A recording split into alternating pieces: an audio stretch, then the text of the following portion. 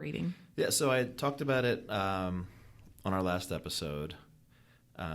We were contacted about this book and asked to read it and talk about it on the pod. So that's what I'm doing with this episode. This is Annie Abbott and the Druid Stones by daughter and father team Isabelle and Michael Nelson. So let me talk about what the book's about first, I think, and then I'll talk about my experience reading it. Okay. So let me start with this. Before you get into the actual story, there's a little bit of a blurb about the father and daughter in real life, their relationship and how they would go on adventures and go see different parts of the country, and that they were very educational, not necessarily in an academic sense, although that is true, but just kind of a growing thing and being aware, perhaps, of the world around you. And so this book is very much an homage to that. And so the book opens really quickly with the discovery of these stones in the attic, along with some other like memories, like artifacts from prior generations of their family. The book is also about a father and a daughter primarily. The father's name is Mike. The daughter is Annie. She's 12 years old. So along with these things that they find in the attic, they also find this diary from I believe a great-grandfather that is kind of talking about the stones and what they are, except not really. Like it's more alluding to the fact that these mean something, but doesn't quite say what. And so it sends them, with some clues, I guess, it sends them on an adventure to go find out what the heck these things are that they just found in the corner of the attic.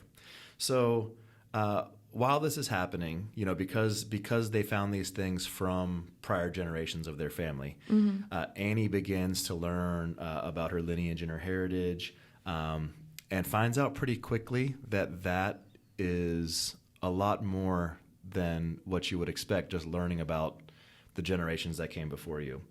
The book moves very fast from piece to piece.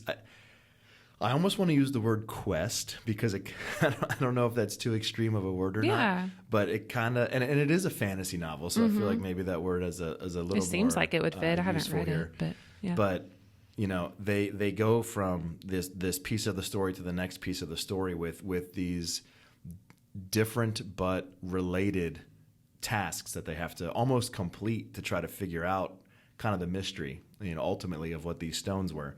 Along the way, of course, there's a lot that's happening in between. Annie continues to find out who she really is and the significance of that.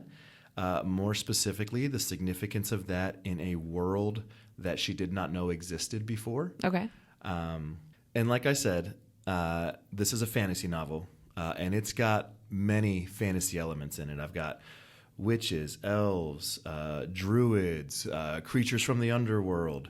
And as I was reading, I was getting hints or notes of Narnia, of Lord of the Rings. Yeah. Even something in there reminded me, because I just remember jotting it down, something there reminded me of A Wrinkle in Time.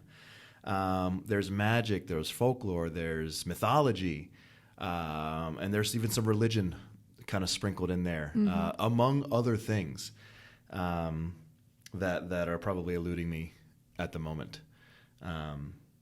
But all that, again, is in this story that is the reason it contains so many things is because it does have kind of these separate tasks or quests that they're completing along the way. And so they just continue to uncover. Annie continues to uncover more and more about this world. Fairies is one that I forgot that she's suddenly learning all about and learning how central her role is in that world.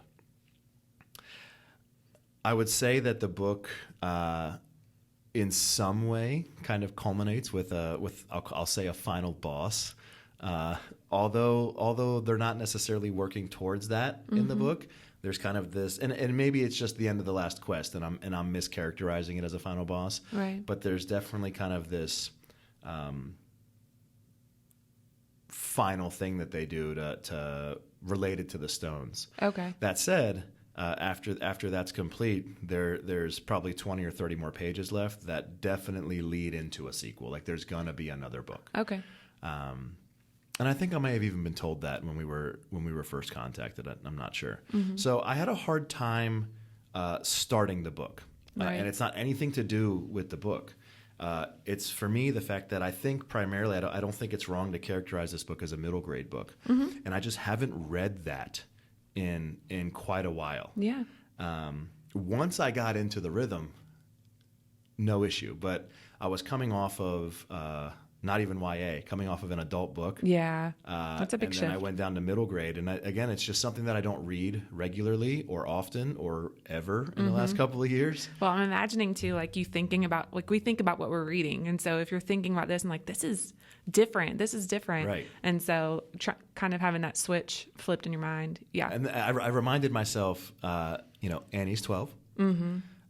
So the way that she's going to process all of this stuff that she's having to process is going to be different than Absolutely. even a teenager or Yeah. an adult.